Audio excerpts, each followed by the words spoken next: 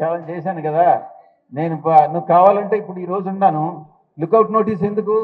ఇటు విశాఖపట్నం మీ ప్రభుత్వం, మీరు అరెస్ట్ చేసుకోండి. నేను ఈరోజు 6 గంటలకి ఢిల్లీకి వెళ్తా ఉండా, పార్లమెంట్ అటెండ్ అయ్యేదానికి. రేపు ఈరోజు 6 గంటల ఎప్పుడైనా కూడా ఫ్లైట్ ఎక్కే లోపల అరెస్ట్ చేయొచ్చు, లేకుంటే ఢిల్లీలో అరెస్ట్ చేయొచ్చు. పార్లమెంటు లోపల అరెస్ట్ చేయలేరు, కానీ పార్లమెంటు బయట అయినా ఢిల్లీలోనైనా అరెస్ట్ చేయొచ్చు. దానికి తప్పు చేయలేదు కాబట్టి చంద్రబాబు తప్పుడు ఆరోపణలు చేసి ఆ చంద్రబాబు ప్రభుత్వం తప్పుడు ఆరోపణలతో ఈ యొక్క ఎఫ్ఐఆర్ బుక్ చేసింది కాబట్టి ఛాలెంజ్ చేస్తా ఉన్నా. సార్ ఇప్పుడు 2019కి ముందు వైసీపీ పరిస్థితి చాలా అంటే పీక్ స్టేజ్లో ఉంది.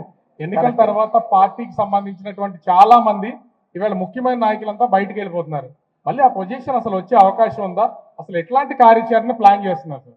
అంటే కార్యకర్తల్లో కూడా చాలా అనుమానాలు ఉన్నాయి. ఇప్పుడు కొంతమంది కార్యకర్తలు నాయకులు అసంతృప్తికి లోనై బయట పోయేటటువంటి మాట వాస్తవమే, మీరే చూస్తున్నారు పేపర్లో. కానీ ఎన్నికలు దగ్గర పడే కొంది కొత్త నాయకులు పుట్టుకొస్తారు.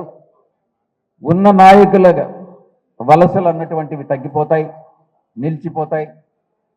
కొత్త రక్తం అన్నటువంటిది కొత్త ఒరవడిలోకి మనం వెళతాం.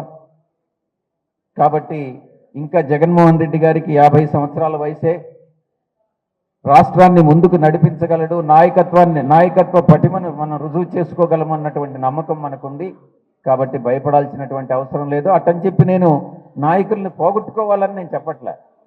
నాయకుల్ని నిలబెట్టుకోవాల్సిన బాధ్యత మన అందరి మీద ఉంటుంది. ఎందుకంటే ప్రతి నాయకుడికి, ప్రతి ఎమ్మెల్యేకి, ప్రతి మాజీ శాసనసభ్యులైనా వారికి ఇండివిజువల్గా పార్టీ సపోర్ట్ కాకుండా ప్రతి ఒక్కరికి వ్యక్తిగతంగా కొంతమంది సపోర్టర్స్ ఉంటారు. కాబట్టి ఎవరిని కూడా పోగొట్టుకోకూడదు అన్నటువంటిదే పార్టీ యొక్క అభిమతం. అంటే ఎన్నికలకు ముందు చాలా మంది నాయకులు పక్క పార్టీలో నుంచో వచ్చేసిన వాళ్ళు ఉన్నారు. జగన్ గారు కూడా వాళ్ళని నమ్మి పదవులు ఇచ్చి నిజమైన కార్యకర్తల్ని, నిజమైన నాయకుల్ని పక్కన పెట్టేసిన పొజిషన్ అయితే ఉంది.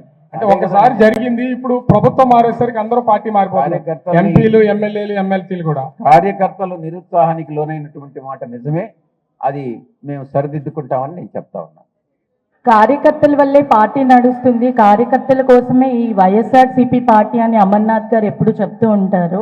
నిన్న ఒక కార్యకర్తతో మాట్లాడినప్పుడు కనీసం మమ్మల్ని పట్టించుకోలేని పరిస్థితి, మేము వాళ్ళ దగ్గరకు కూడా వెళ్ళలేని పరిస్థితి, మధ్యలో ఉన్న ఎమ్మెల్యేలే మమ్మల్ని ఆపేస్తూ ఉంటారు, లేదంటే కార్పొరేటర్ల దగ్గరే మేము ఆగిపోతూ ఉన్నాము, వాళ్ళ కోసం నిరంతరం కృషి చేస్తూనే ఉంటాము, మా వల్లే వాళ్ళ పార్టీ నిలబడుతుంది అని చాలా బాధపడుతున్నారు. దాన్ని మీరేం చెప్తారు? మీరు మార్పు చూస్తారమ్మా.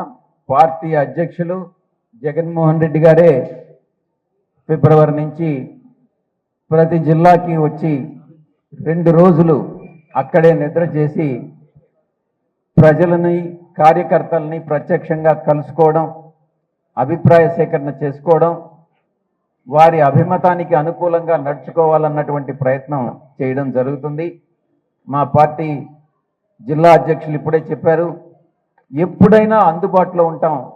గతంలో అధికారంలో ఉన్నప్పుడు కొంత సమయాభావం వల్ల అందుబాటులో లేకున్నప్పటికీ కూడా ఇప్పుడు ప్రతిపక్షంలో ఉన్నాం కాబట్టి తప్పకుండా అందుబాటులో ఉంటాము అన్నటువంటి హామీ ఇవ్వడం కూడా మీరు వినే ఉంటారు.